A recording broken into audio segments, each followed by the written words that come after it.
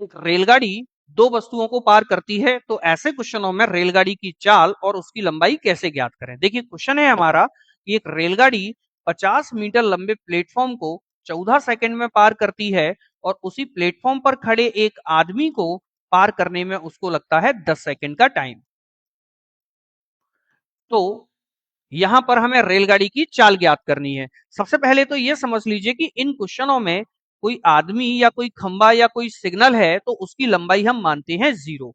चाल ज्ञात करने का सिंपल सा फंडा है कि आप इन दोनों के अंतर में, इन दोनों दूरियों के अंतर में इन दोनों समय के अंतर का दे दीजिए भाग। तो हम डिफरेंस निकालते हैं, 50 और 0 का डिफरेंस होगा 50 और यहां पर 14 और 10 का डिफरेंस होगा 4 सेकेंड। तो यहाँ पे सबसे पहले हम देखते हैं चाल, चूंकि चाल बराबर होता है दूरी बटे समय।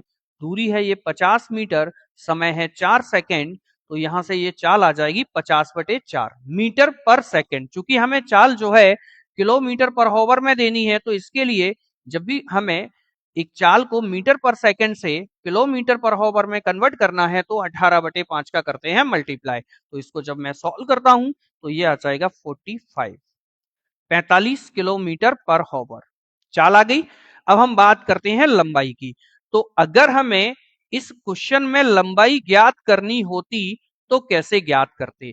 लंबाई बराबर होता है दूरी, लंबाई हम यहां पर दूरी को बोलते हैं, और दूरी ज्ञात करने का तरीका होता है दूरी बराबर होता है चाल इंटू समय। तो यहां पर हम रेलगाड़ी की चाल का इनमें से किसी भी एक समय में मल्टीप्लाई करके उसकी लंबाई ज्ञात कर सकते हैं। बस ध्यान ये रखना है, अगर आप इस समय में मल्टीप्लाई करते हो तो आपको ये दूरी माइनस करनी पड़ेगी, अगर आप इस समय में मल्टीप्लाई करते हो तो आपको ये वाली दूरी माइनस करनी पड़ेगी। तो देखिएगा लंबाई के लिए चाल लेते हैं, चाल ध्यान रखिए मीटर पर सेकंड वाली लेनी है आपको। तो 50/4 और समय हम ले लेते हैं ये 10 सेकेंड, तो ये आ जाएगा 500/4 यानी 125 मीटर।